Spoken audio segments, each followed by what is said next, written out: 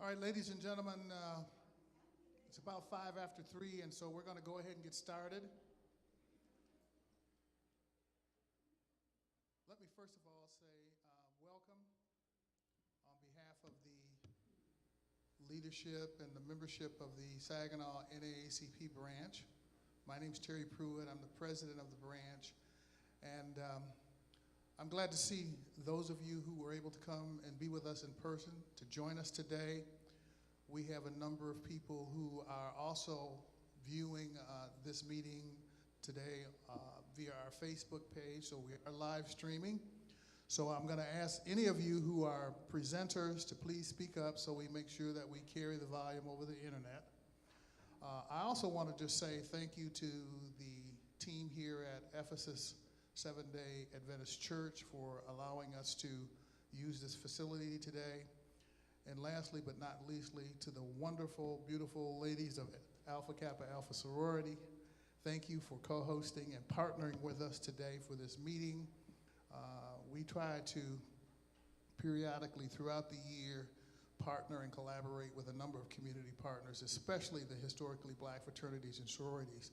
Those of us who are members of the fraternities and sororities know that in many instances we have national mandates for civic engagement, involvement, and service in our communities, and this is one of the ways we fulfill that obligation.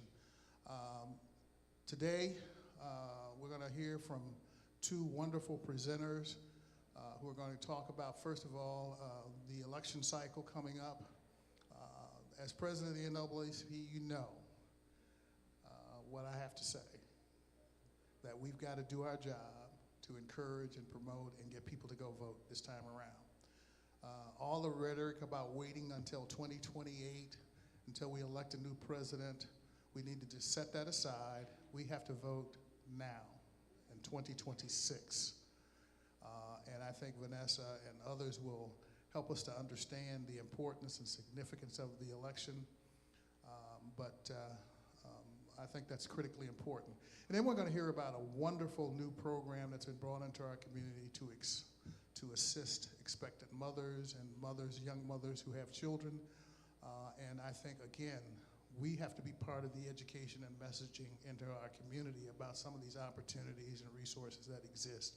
So without further ado, I'd like to bring the president of our local Alpha Kappa Alpha Sorority President, Lisa Reed, who will proceed with introducing the rest of the program. Thank you. Thank you, Terry Pruitt. Good afternoon, everyone. My name is Lisa Reed. I am the president of Alpha Kappa Alpha Sorority Incorporated, Eta Upsilon Omega chapter here in Saginaw. And I would like to welcome you, and I want to thank you for taking time out of your day to join us as we co-host the NAACP meeting today. And you will be enlightening for this meeting. And I'm gonna call Janelle Smith up for a prayer.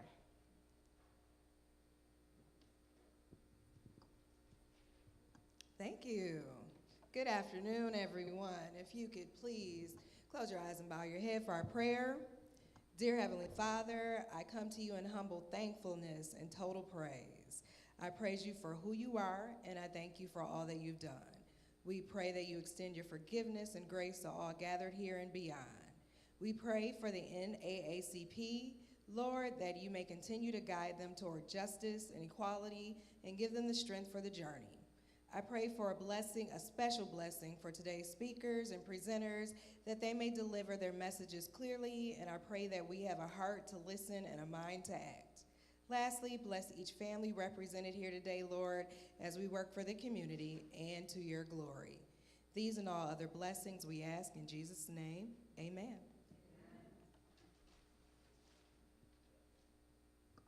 Thank you, Janelle. And I'll call up Lisa Coney as she's going to introduce our speaker today.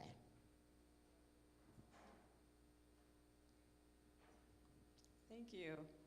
So our first speaker is not a stranger to the NAACP or the Saginaw community, but I'm going to give you a little bit of information about her, just in case you don't know. So Vanessa Guerra is known for her commitment to public service. She is a native of Saginaw and a proud graduate of Bridgeport Spalding High School, University of Michigan, and the University of Detroit Mercy School of Law. Prior to election to serve as Saginaw County Clerk, she served 3 terms in the State House representing Michigan's 95th House District. She is no stranger to NAACP, and as a role as clerk, she often shares information regarding elections. I think her proudest moments currently are those shared with her husband and her son. So let's welcome Vanessa, and she's going to give us additional information regarding the 2026 election. We have a special election and a general election in the fall, so she's going to share some updated information regarding that. Thank you. Thank you so much, Commissioner Coney. As she said, my name is Vanessa Guerra, and I serve as the Saginaw County Clerk. I'm very excited to join you all today. I was able to join the NAACP in January as well, so for those regulars, this may sound familiar, but that's a good thing. My goal is that by the November election, you feel comfortable and confident in our election information, that you can share that with others in our community so that we can increase voter turnout here in Saginaw County. So go ahead and get started. Go to the next slide. Okay, here's the agenda. We're going to talk about what's on the ballot. So we have 3 elections left. As you know, we've already had 1 election this February. We're also going to talk about some important election deadlines and voting reminders that we need to keep in mind for every time we go to the polls. Next slide. Okay, for the May election. So as you recall, we had a very contested 35th District State Senate election in February. Now that's not all of Saginaw County. So for example, Bridgeport is not in the 35th District, State Senate District. We used to all share the same state senator, and so many people came to the polls in Bridgeport or to the early vote center from Bridgeport thinking we had an election, but you're unfortunately not part of the 35th. Buena Vista will also have 2 ballot proposals. So if you live in Buena Vista, you'll see additional items on your ballot. The Birch Run area schools have a bond proposal. Saginaw Township Schools is again on the ballot, and Bay City Schools, which is, there's parts of Buena Vista and Kochville and Tittabawassee Township that have Bay City Schools in them. We can go to the next slide. Okay, so this is just another reminder. I know it's a little bit hard to see. I do have print-offs though. So if you are unsure if you're in the 35th State Senate, come see me after. I can likely just tell you, but also I can give you a map that you can take with you as well. It is the communities of Tittabawassee, Kochville, Zilwaukee, Buena Vista, Carlton, Saginaw Township, and the city of Saginaw. So all in all, it's about 93,000 Saginaw County voters that are in that 35th State Senate seat. And yeah, next slide. Okay, special election deadlines for May. So at the end of this month, absentee ballots will become available. The exact date is March 26th. Now that doesn't mean you're gonna get your absentee ballot in the mail on March 26th. It just means that your local clerk, as long as all the printing goes smoothly, will have the AV ballots in their possession. So if you are planning maybe a late spring break trip and you're an absentee voter, I would highly recommend just going into your local clerk's office and voting because with the mail nowadays, it could take a while to get to you and then you're off on your vacation. So if you're going to be gone on vacation or just out of the state during that time before the May election, strongly recommend you visit your local clerk to vote early. You can also, April 21st through Election Day, that's the time when if you know someone who's not registered to vote, they can absolutely still register. We're very fortunate here in Michigan to have registration all the way up to and including on Election Day. So really helpful for those, a lot of times, college kids, when they'll come home and they can register that same day to vote. But if you do that, you have to register to vote with your local clerk. The closer we get to the election, the only person who can register you and have you vote in that same election is your local clerk. Aside from, if it's before that deadline, you can actually register to vote online. There's a lot of options here in Michigan. April 25th through May 3rd, the Saginaw County Early Voting Center opens. How many folks have utilized that yet? I know I see some familiar early voting faces in the crowd. So we will be open again this May. We are located at 618 Cass Street, which is just adjacent to the courthouse. It is the same as voting on Election Day. You'll come in, we'll give you your ballot, you'll fill it out, and you'll put it in the tabulator yourself. And we'll talk a little bit more about that in a couple slides, but that's all I have for this slide. We can go to the next one. So this is the May ballot, and you see it looks a little bit different than February, because in February we only had the election for the 35th State Senate District. Well, now there's some ballot proposals, like I already mentioned. So this right here is actually a sample from Saginaw Township, where they have their Saginaw Township Schools bond proposal, and also the 35th State Senate District. Really want to emphasize, make sure you're filling in that circle completely. Sometimes people use check marks. The machines are very delicate, and so they generally can read a check mark, but if it's too faint, especially like if you're writing on a hard surface, you know, the pen isn't as, thick, the ink isn't as thick, or if you're writing on a softer surface, it's a little bit better. Just avoid all of that and just fill in that bubble completely, okay? We can go to the next slide. Oh wait, go back one slide, sorry. I did want to mention something that people have started to call our office about. So it's hard to see on here, but there's actually 3 candidates in that 35th Senate District. So you remember in February, there was a Democratic side and a Republican side, and there was candidates who won from each party. There's a 3rd candidate, the Libertarian candidate. So there will be 3 candidates on your ballot. The way the Libertarian Party works here in Michigan, it's considered a minor party, and so they wouldn't have participated in that February election. The state of Michigan allows them to have a convention, so they have their own convention, and they nominated a candidate to run in that state senate district. So if you're wondering why that person wasn't on your ballot, that's why. They're part of a minor party, and they have different rules here in Michigan. Okay, we can go to the next slide. Moving on to the next election is August. As soon as May is over, we'll start getting ready for that. These are all the races that are in August. Obviously, there's some very big races. This is the primary, and so I have a sample ballot I'll show you where we talk about the special rules that exist for the primary. But in this slide, I wanted to point out a couple things. So you'll notice that we don't vote for the Attorney General or the Secretary of State in August. The major parties, they have a convention where party members select those people, and then you'll see their names on the November ballot. So if you are very interested in those races, I recommend you get involved in your party's convention. So whether it's the Republican Party or the Democratic Party, that selection who will be the AG for that party or the SOS candidate for that party, that's where that election takes place. So nothing's missing from your August ballot. Those 2 races are only on the November ballot. The other really important thing I wanted to point out is that you'll again see, thank you. You'll again see the 35th State District on your August ballot as well. So because it was a vacancy, the election that ran in February, the primary, and now the general in May, that's the election to fill the term for the vacancy. So that person, whoever wins in May for the 35th State Senate, is fulfilling a term just until December 31st of 2026, okay? So presumably, those same candidates who are running in May have already or will soon file to also run in August, and then if they win, they go on to November, and whoever wins in November, that person is actually running for the term that starts in January 2027. Okay, so the 35th State Senate is on our ballot a lot this year. Again, they're presumably going to be the same candidates, but you never know.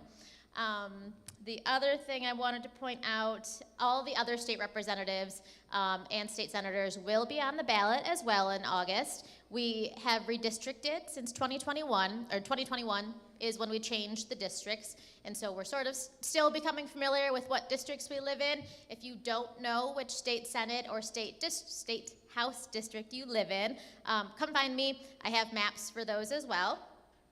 And then as we get closer to August, I'll actually be able to provide who are the candidates. Right now, some people have filed early, but right now we don't know who all the candidates are who are running for those seats just yet, but the county clerk's office will have a list of the candidates. So if you want to start doing your research, we'll have a list of those people available for you. Okay, we can go to the next slide. Next are the deadlines for August. So similarly, as we just talked about for May, in late June, absentee ballots will become available. So if you vote AV, your ballots will be, like I said, late June. And then July through Election Day, if you decide to vote, if you have a young person home over the summer from college who hasn't registered yet, as we get closer to Election Day, remember, they can still register. They can even register on Election Day, but it has to happen in person with their local clerk. And then we, again, will be operating the Early Vote Center July 25th through August 2nd. So if you're taking some summer trips and you want to come in and vote in person, you can do that early by visiting us from 9 to 5. And then Wednesday, we're open 9 to 7. And then August 4th is Election Day. We can go to the next slide. Okay, so this is a sample August ballot, and I really wanted to show this because this is one of those elections that has special rules. And the special rules are that you have to stay in your lane if you're participating in the partisan section. So you probably remember in August, that's where we ask you, if you're a Democrat, you're gonna stay on the Democratic side of the ticket and only vote for candidates in that party. If you're a Republican, you're gonna stay in the Republican section of that ballot and only vote for Republicans. We also, have a nonpartisan section, and you'll likely have a ballot section as well. So let's say you're somebody who does not affiliate with a political party. You don't have to fill out the partisan section if there are no candidates you want to vote for, but the nonpartisan section, which will have the judges, or the ballot proposal section, those are important for you. You can choose just to participate in those two races. But you have to, if you are voting for candidates and you're voting in the partisan section, you've got to choose one lane and stay in it, either the Democrats or either the Republicans. Because if you cross over, that part of your ballot, the partisan section, won't count. The nonpartisan section still will, so at least your votes will be counted in that section. But if you cross over in August, the partisan section votes will not count. Okay, we can go to the next slide. And then we move on to November, which is a really long ballot. Everybody is on the ballot in November. What will also make this a longer ballot in November is we're sure to see some statewide ballot proposals. So remember in 2024, I think we had 3 of them. There was like a campaign finance or financial transparency. There was a voting one. There were several of them. I can't remember them all. In November, we will likely have some more statewide proposals put before you. I think there's just under a dozen that are out collecting signatures right now. So I will probably be back here sometime before that election to talk about more in detail about what those statewide proposals are. But right now, we don't know what's going to be on the ballot. Okay, we can go to the next slide. And then this is the November ballot. This is the one where you can switch sides. You can vote for Democrats in some election or Republicans in other parts of the ballot.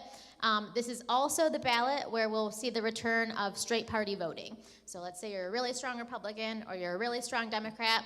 You can always fill in one of those bubbles under that party that you affiliate with, and it will automatically grant your vote to all of the candidates on the ballot who align with that particular party in the partisan section. There will also be a nonpartisan section, though, so don't forget that section. That's going to be like city council candidates, all the school board members will be up, and so if you're going to participate in the straight party voting, remember that only fills in all the sections for the partisan candidates. You still have to look at the nonpartisan section of the ballot and the proposal section of the ballot. Okay, we can go to the next slide. And now I want to talk about the thing that consumes most of my time, that's early voting. So 9 days of early voting. I've been talking about this a lot the last couple of years, but I want to make sure we all feel comfortable and knowledgeable about it. It happens the second Saturday before the election day. So the 9 days actually encompasses 2 full weekends. So we got 2 weekends where we can gather our friends and family and we can bring them to the polls. And the nice thing about the Early Voting Center is that we service all of Saginaw County. So me, for example, I live in the city of Saginaw, but I can also grab my mom and dad and pick them up, and all 3 of us can visit the Early Vote Center, and they'll get their Bridgeport Township ballots, and I'll get my city of Saginaw ballot. So it's very convenient. If you are a member of a church organization, this is a really nice opportunity to remind your fellow parishioners to visit the Early Vote Center. They can all come together. If your church has buses, that is now a legal thing. They could bus people to come to the Early Vote Center. We've been seeing an increase in that, which is really nice.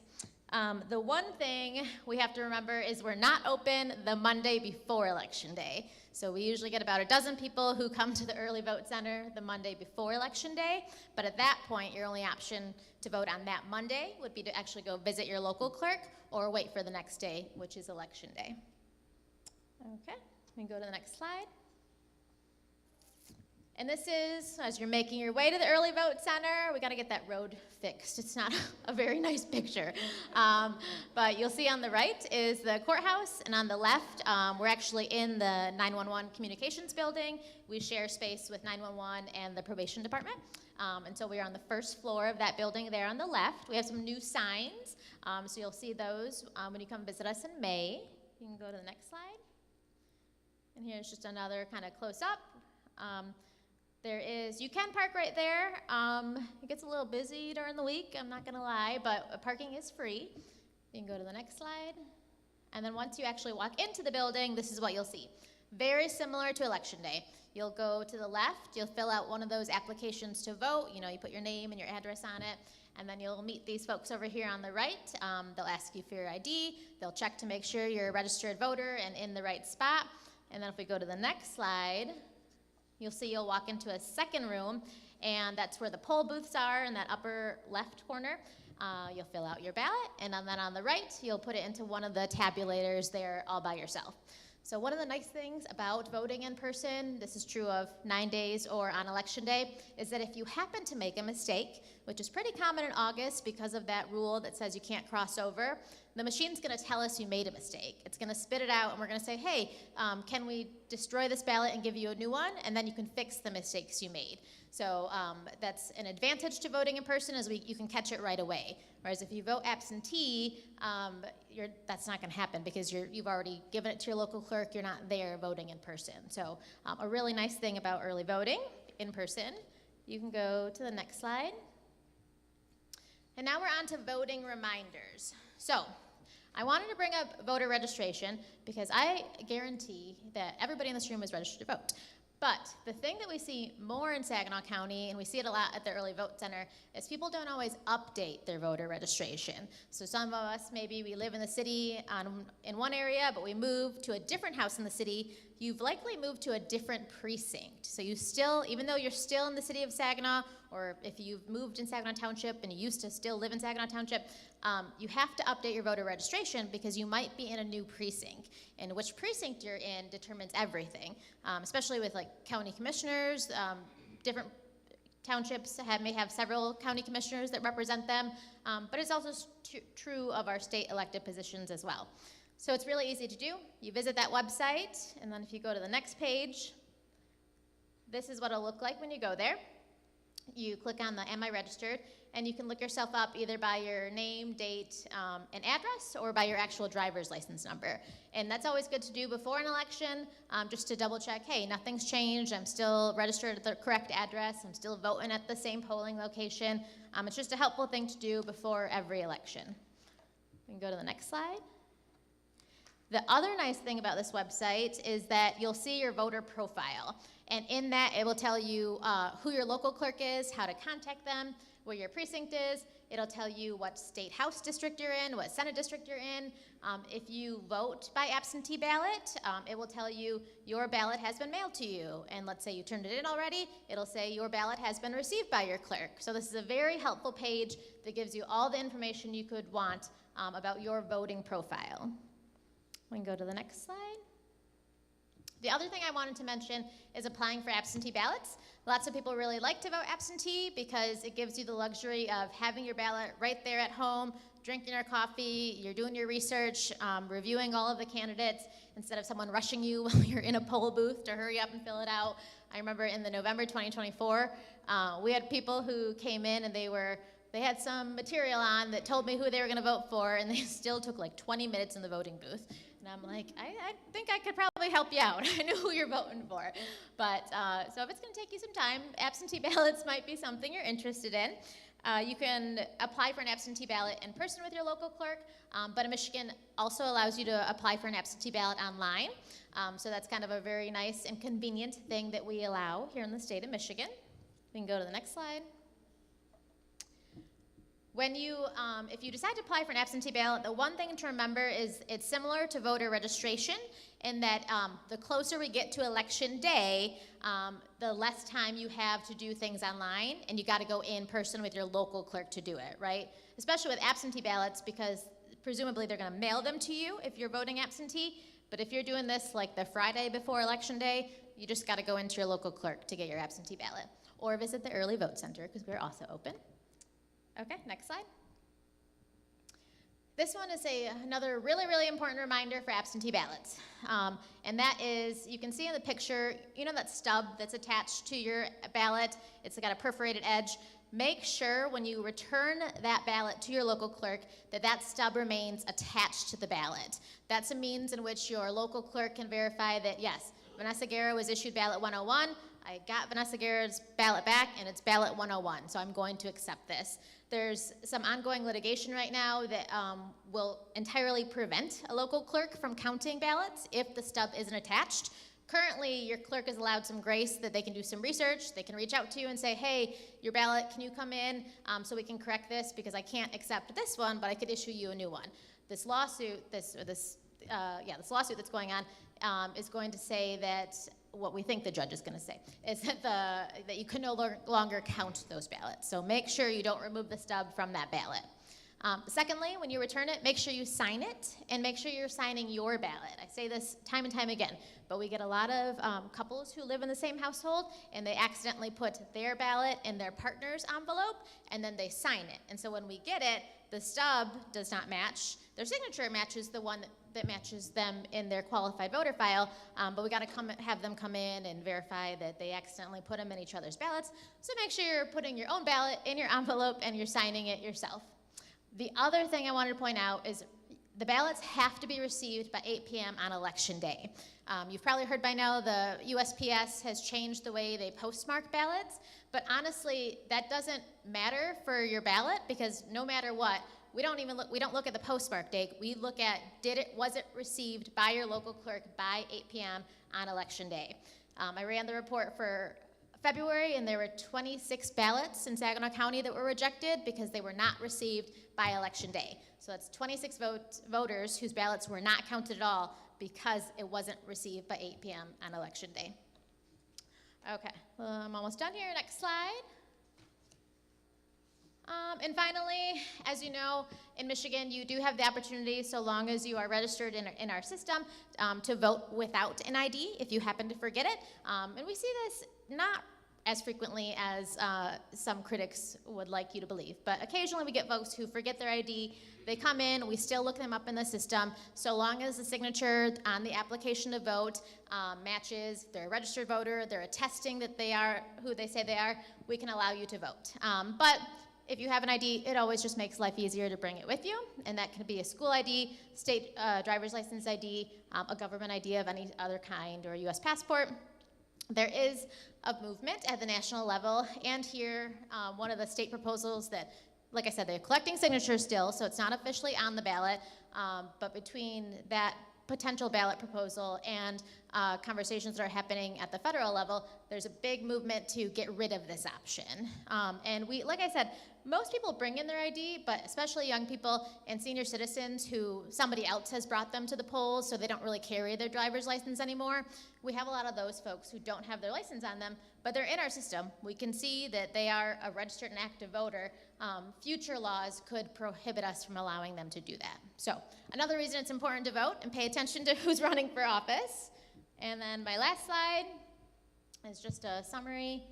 3 ways to vote here in Michigan. You can vote absentee, at home absentee. You can vote early in person for 9 days before the election ever takes place at the Saginaw County Early Voting Center. And then finally, of course, you can vote on election day from 7 to 8. Elections in 2026, we have 3. May, special election, in which you'll have the 35th State Senate. You'll have some ballot proposals. In August, we'll start to see all of those statewide candidates running in the primary, and then in November, the candidates will face off each other statewide, as well as federal candidates for Congress, and so that's also a big one. But all of the elections are important. They're all big ones in my eyes, and so I really hope that you have learned something new today, and if you probably have already heard this several times from me, but hopefully we're just getting it, really remembering it and sharing that information with others. So, do I have any questions? That was a lot. Anyone have any questions? I will bring the mic to you.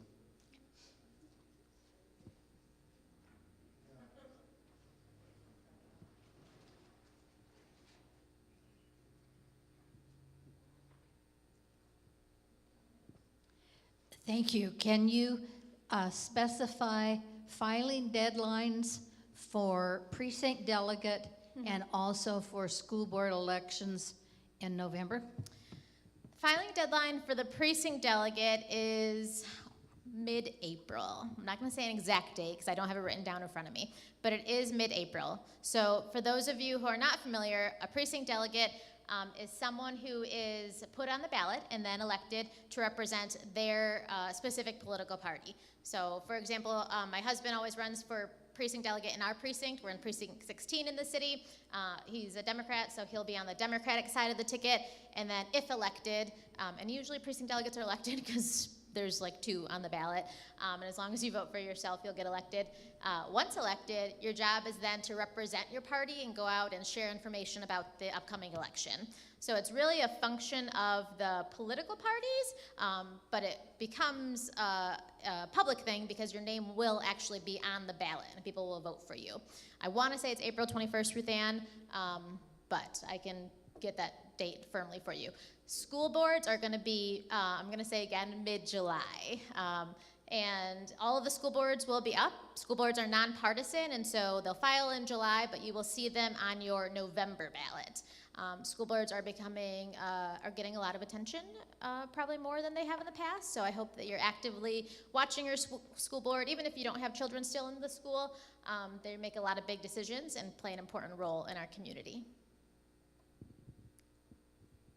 If you're running for school board, you have to apply where? At your office, right? Yes. Not That your is a new office. thing. Thank you, Mr. Fox, local Bridgeport Township clerk.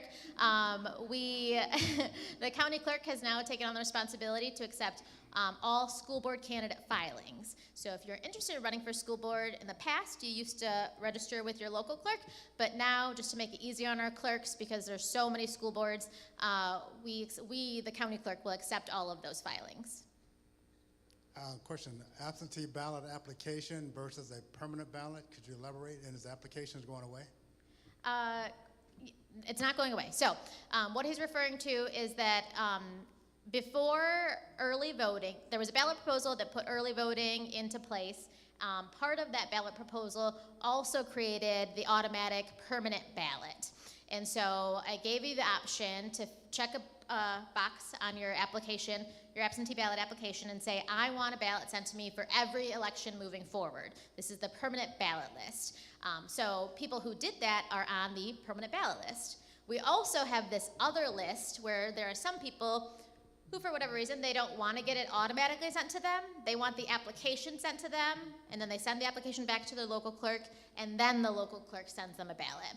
I guess it's for people who, like I think we have some truck drivers that use it. We have snowbirds who don't want their ballot automatically sent because they might not be at their home at the time that the election is happening. So it's for those sorts of people. They are on a separate list. So if you are someone who wants to get the application sent to you, and then you got to turn it in, and then your ballot gets sent to you, that's the application list. You couldn't sign up for that. You probably used to be on that if you're someone who now gets the permanent ballot. If you're someone who, as of the last 2 years, has just been getting your ballot sent to you, no longer receiving an application, then you're on the permanent ballot list, which I recommend making the transition to the permanent ballot list. I think it's easier for voters, and it's easier for your clerk to manage as well. And it's a nice reminder because we're busy, and so if you're not following up on every single election, you get your ballot in the mail, you know there's an election coming up. Whereas if you get your application in the mail, it kind of just looks like all the other mail, and you might set it aside. It doesn't look as important as that ballot does when it reaches your mailbox. Okay.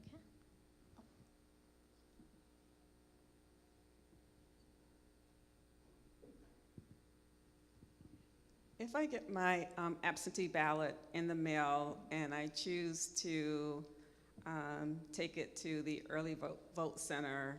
Can I do that, or do I have to take it to my township clerk's office? Yes, that's another new rule, is that you can bring your absentee ballot to the early voting center.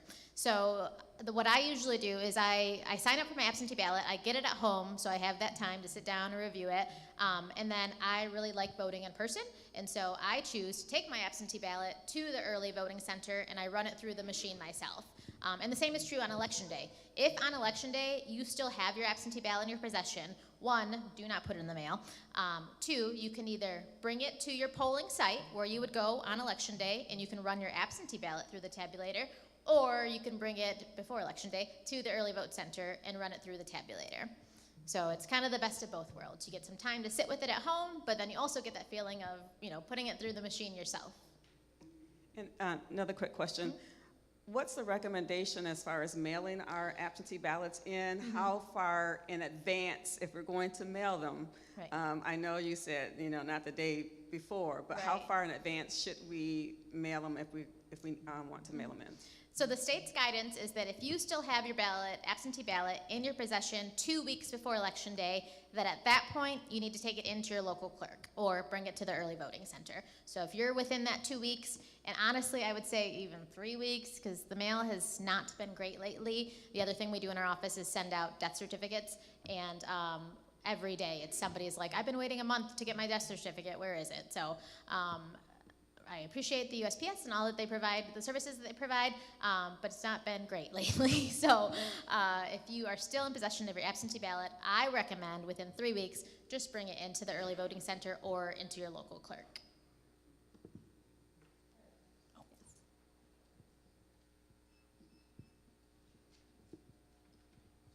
Yeah, I have my absentee ballot, and it's about 7:30 on the day of election. Yeah. And I forgot to take it in, and I don't know where my precinct. Where did I take it?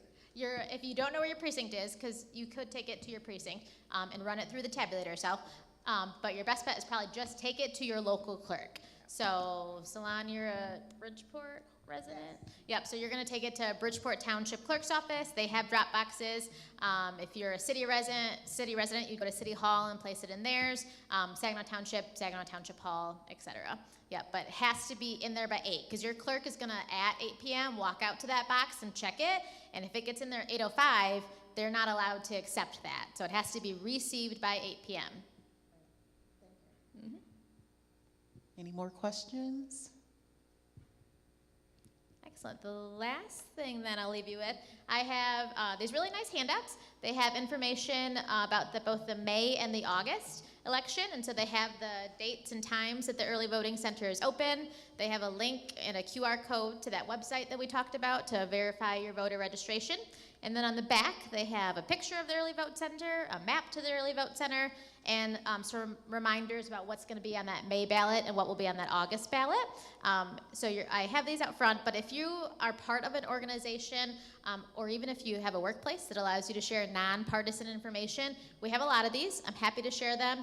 If you are part of a group, I'm happy to come kind of do a similar presentation as well. I know there's a lot of engaged community members in this audience that are part of other groups. My goal is to get out in front of as many people as I can this year. So if you could help me do that, I would appreciate that. And that's all I have. All right, thank you. Thank you for all this great information once again. So thank you. Oh, and look who has arrived. So I was telling you about one of her proudest moments is as a mom and wife. So look who just walked in. It's like, what's going on here? So thank you so much, Vanessa, for keeping us updated. And as she said, those cards has her information on there, so feel free to reach out to her if you have any additional questions, or if you know someone who may have some questions, you can pass on her information to them also. So moving on to our next presenter, we have Mary Catherine Hanna. Currently serves as the Saginaw County Administrator. Prior to her current position, she served as County Administrator in Alpena and Senior Executive Leadership with the Presbyterian Villages of Michigan. Mary Catherine grew up in Kalamazoo, Michigan, and lived briefly in Winston-Salem, North Carolina, where she attended a small all-girls boarding school where her grandmother had taught geometry. She relocated back to Michigan to attend the University of Michigan. There's a theme there. She went to university, and then the University of Wisconsin, Madison School of Law. Both of them went to law school, okay? A family legacy of proud civil and civic service led her back to nonprofit work and then onto government. She now lives in Saginaw with her husband, 2 dogs, 2 cats, and their children are off doing college things. So Mary Catherine is going to come and give us some information regarding a new program, RX Kids, and I know that when Terry opened up, this is a new program in Saginaw County, and she's going to share with you as far as the boundary areas in Saginaw County that it covers, but it's a phenomenal opportunity for pregnant moms, newly born as of January of this year with additional funding. And we know that's going to help decrease, and it already has shown decreasing rates of infant mortality and also potential issues as far as housing and things like that with that additional resources and funds for those families and those moms. So, Mary Catherine? Well, thank you everybody so much for having me here this afternoon. So yes, I wanted to talk a little bit about RX Kids, and then I wanted to mention a couple of other quick programs, and then answer any questions about either those or the county in general, although perhaps that is opening it up a little bit too broadly. But anyway, so RX Kids, have most of you guys heard about RX Kids? I'm getting nods. All right. It is an absolutely fabulous program, and all credit to Christina Harrington and Dr. Pruitt, who is our health officer at the health department, for bringing this to us from its origins in Flint. But RX Kids is a universal basic income program, right? So it is a direct cash assistance program for pregnant moms and babies. It is a program that was targeted at Saginaw, understanding that Saginaw has a lot of infant mortality and health concerns for all of our population, but for moms and babies in particular. But as you can imagine, it's an expensive program. So basically what RX Kids does is provides a one-time cash payment of $1,500 to pregnant mothers once you have passed essentially your first trimester of pregnancy, and we're pretty sure that that pregnancy is going to be viable. And then $500 a month during up to the first year of life. In Saginaw, we were only able to put together the funding for the first 6 months. We are really hoping that we can continue to fundraise and expand the program into the whole first year, which is the program as it is being rolled out in some of our other communities. Right now, we have funding for essentially 2.5 years worth of program. We're hoping to be able to get the last little bit for the 3rd year to make sure that we are fully funded, and then to continue this going forward. So part of the funding is state TANF dollars. They were secured in 2021 through the expanded child tax credit, but then private philanthropy is the other piece of the funding. There was also a huge amount of dollars that came through from pass-through dollars from the federal government. But really this is a critical program, as Commissioner Coney mentioned, to really interrupt what is a really vulnerable period for moms and babies, and for families then in general, and for the whole community. We absolutely recognize and acknowledge, and I'm sure many of you have experienced, that that period of time during late pregnancy and the first year that you have babies at home is an incredibly challenging time of life, and your income drops substantially because generally speaking, one person has to stay home to look after kids. Or you are paying for childcare, which is really, really expensive. And if you can even find, so maternal and infant health is one of Saginaw County's top priorities through the Be Well program, and that poverty is one of those drivers of health. There's just no other way to put it except that health incomes are driven by income. There you go. 5 of the 600 annual births in the city of Saginaw are to mothers on Medicaid. So that is all to say why this is a really important program. And we have secured, as I said, $1.4 million in TANF funds to support Medicaid moms in fiscal year 2025.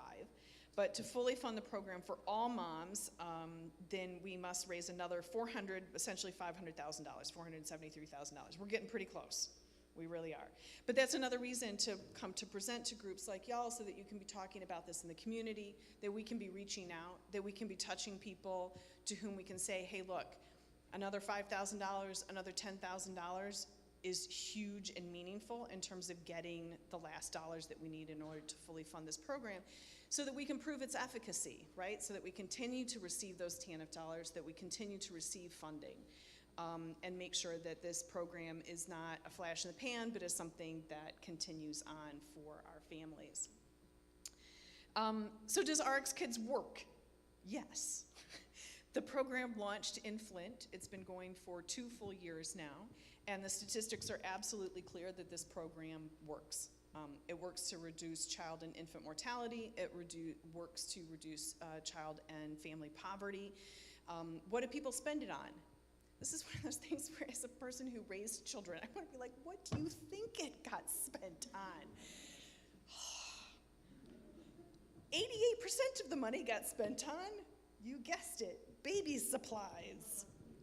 48% got spent on utilities. 57% got spent on rent, food, transportation.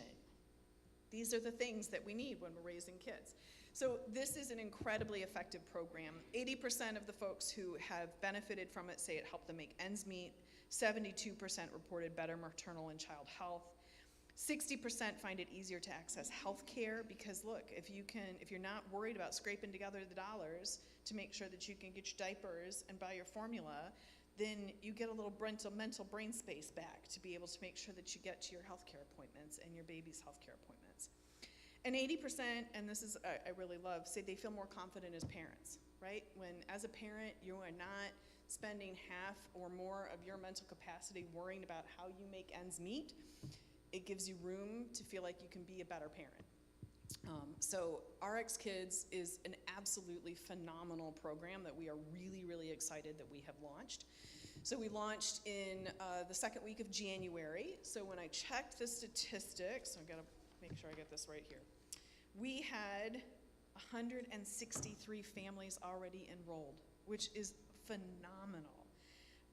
60 babies have been born since the program started and are on the program, and $255,000 has already been distributed out into the community. So I mean, those are just some really, really fantastic and awesome statistics and really exciting news. And I just really hope that we are able to continue to have this program, continue to see it be strong, and continue to have it roll out for our families. So I think as Commissioner Coney mentioned, the program right now is geographically bound, and that is one of the really nice things, well, back up, one of the really nice things about the program is that it is no strings attached dollars and no qualifications except geography, right? That is the only way that the program is bound. So if you live in the geographic region in which the program exists, you apply, you are pregnant, you get the dollars. And nobody asks you how you are spending the dollars because it is a program that respects people's dignity, right? Respect that you have agency and that you are going to spend the dollars how you need to spend those dollars for your family. One of the other really, really wonderful things about the program. So we were able to roll out the program in the city of Saginaw, Bridgeport, and Buena Vista townships. So if you live in those communities, that is the last question that gets asked about eligibility. You can receive the money as a direct deposit into your account, or you can get a card on which those dollars are placed, depending on what works best for you and for your family. So again, really, really excited about this program. So excited to see the benefits as it continues to roll out. And does anyone have any questions about RX Kids? Hi, I have 2 questions. One, if the lady has already had the baby and the baby is just a couple of months old and they weren't already in the program, is it too late for them to get in the program? If the baby was not born as of January, I think it was 10th or 12th. I would have to go back and double check. But if they were pregnant and the baby is born in January, more likely than not, they're gonna qualify. But if the baby unfortunately was born in December, no, they would not. Okay, so if the baby was born this year, they're still, Probably, okay, yes. I know Yes. somebody who might. I think it was like the 8th is when we launched officially. Okay. Also, if someone is already getting government aid or SNAP or something like that, will these benefits hinder their ability to continue to get those funds? Not at all.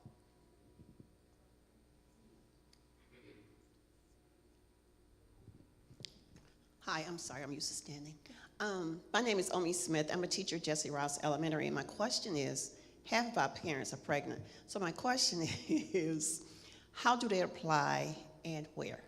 Yes, so the best place to apply is to go to the Be Well Saginaw website, and there is a whole tab for RX Kids there, which has all of the application materials online. You can also call the health department, but I would really recommend going to the Be Well Saginaw website to find all of those materials. Yes. Who had a question? No, it's the same question. Oh. All right. I'm getting my steps in today.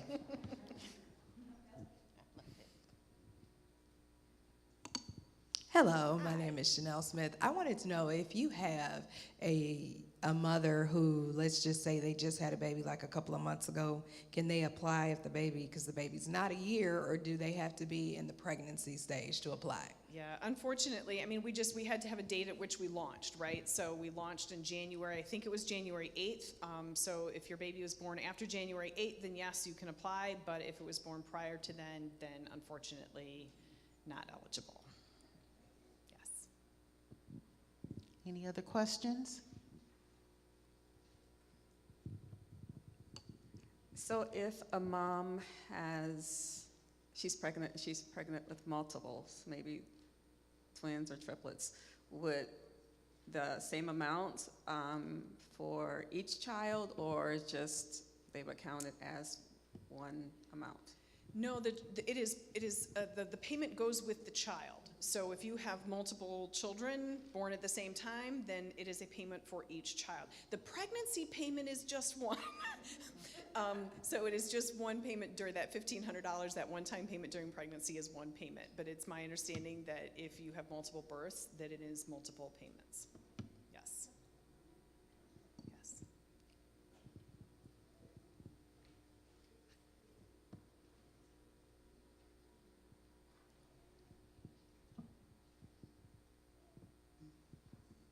All right, the baby doctors, what do you call them?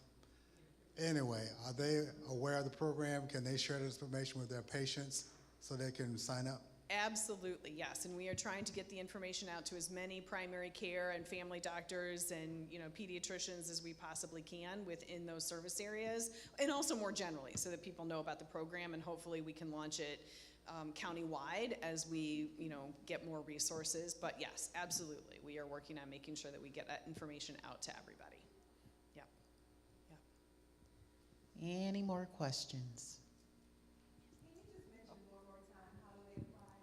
Sure, so the best place is to go to the Be Well Saginaw website, and there will be a tab there for RX Kids.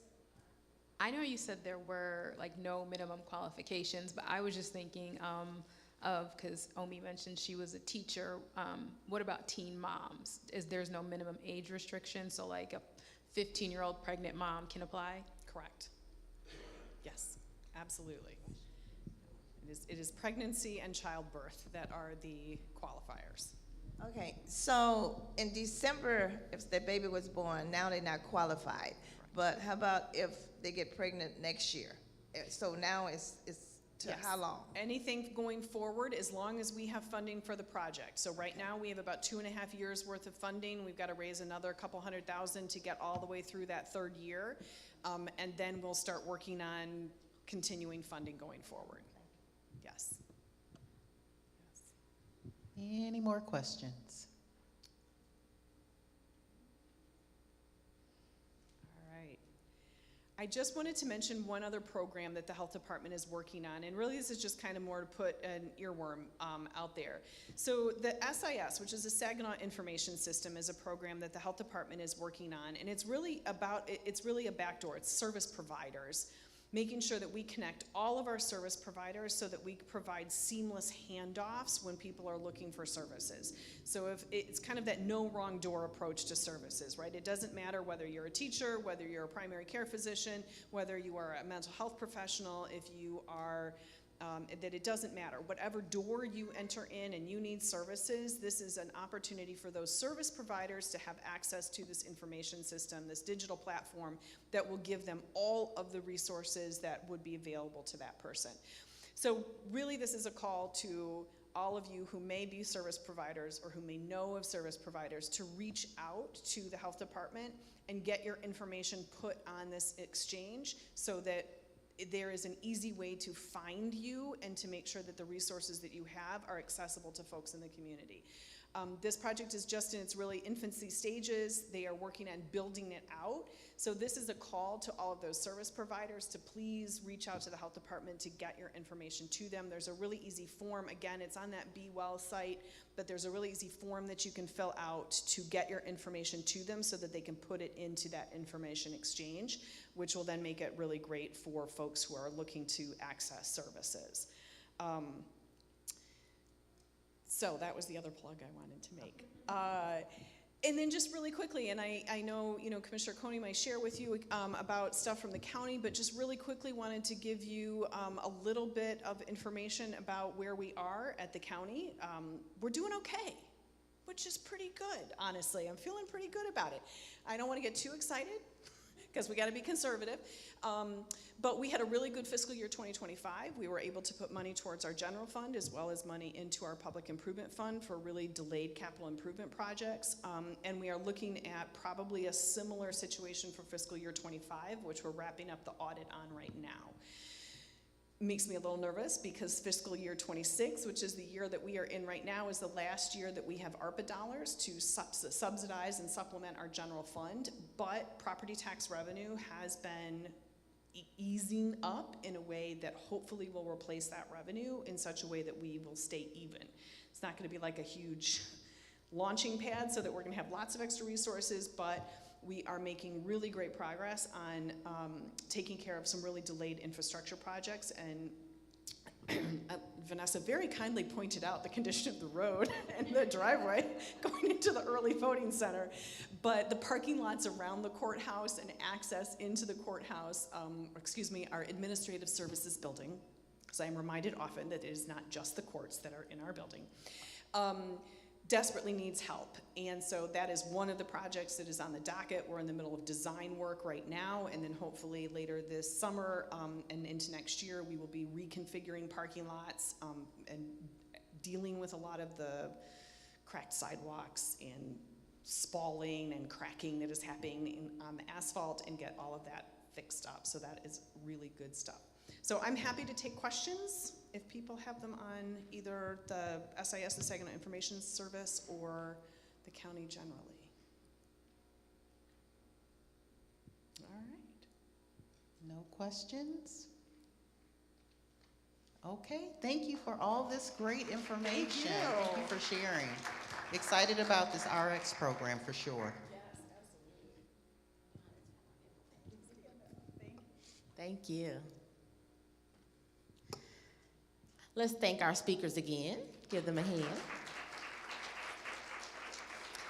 As we close, I want to thank you all for attending the meeting today, and hopefully you had some insight on voting and also some insight on other resources that our community has. And I also would like to give an extended invitation to our annual Hats Off to Moms program that we do.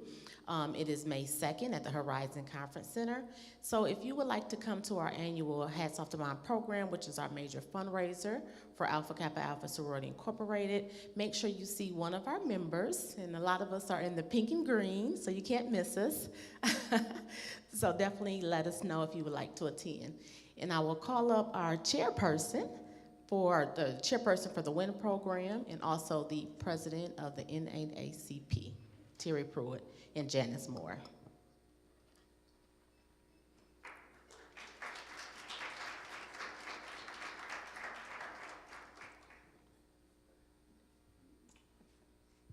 Thank you. Thank you to the ladies of Alpha Kappa Alpha. I'm a proud member of Alpha Kappa Alpha, so you did me proud today. We had very timely information about the Voting Act and very important information for our community about the RX program. The Lady and Women in NAACP, we not only tackle voting information, health information, we have a plethora of things we have to. If you had the privilege of watching yesterday, Reverend Jackson eulogy, memorial homegoing, you saw what we have to do as females. You saw that every time someone came up on the mic, they always referred back to Mrs. Jackson for being there, getting to organizing. So we know that women, we're very important, so we must continue to strive and do. So that brings this. So if you're a member already of NAACP, you can join WIN for $10. If you're not a member of NAACP, we have forms for you to fill out, and you can join today. So we look forward to you joining, because the women of NAACP, we're planning a workshop, a conference in October, and so we need everybody in the community to be a part of that. Thank you.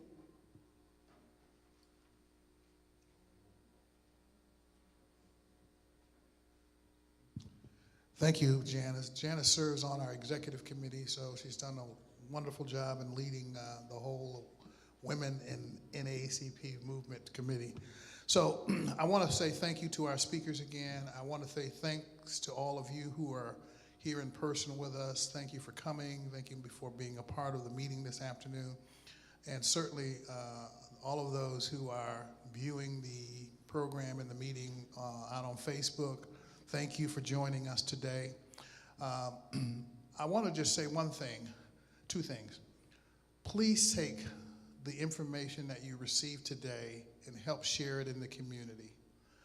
It is vitally important that we get people to go vote and they get educated about the voting process as well as who is running for office.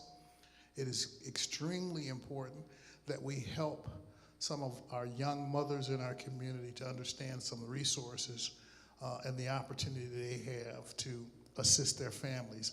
So the information was great.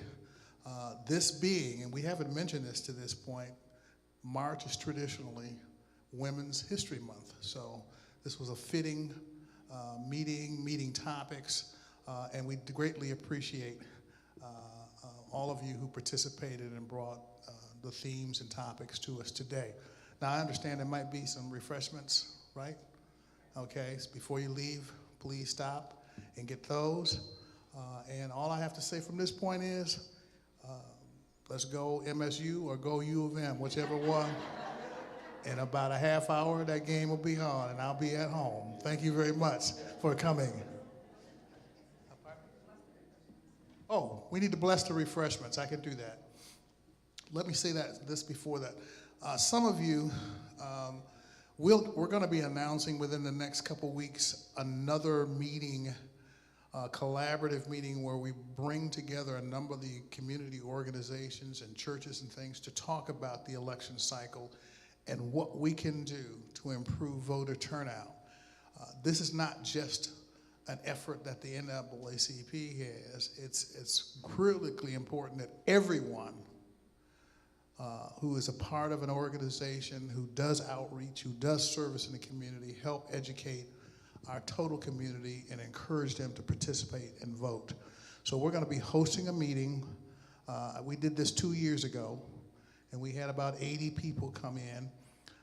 We also were able to secure some resources from our national office, about $100,000 that we did share with many of the organizations that participated. And we anticipate that we'll be doing some more of that kind of thing. Michigan, and in particular the I-75 corridor, including I-75, is going to be a very, very, very strong focal point for the election. Everybody recognizes that if we get the turnout, we can make a difference in the election. So if you would just bow your heads at this time. Oh, gracious God, thank you for the gathering today. We humbly submit ourselves to you. At this time, We thank you for the education and the experience this day and the gathering of your people. We pray that you will bless the food that they're about to partake of, that it might strengthen them as we move forward. Bless everyone as they journey home safely. This we pray in your Son, Jesus' name. Amen.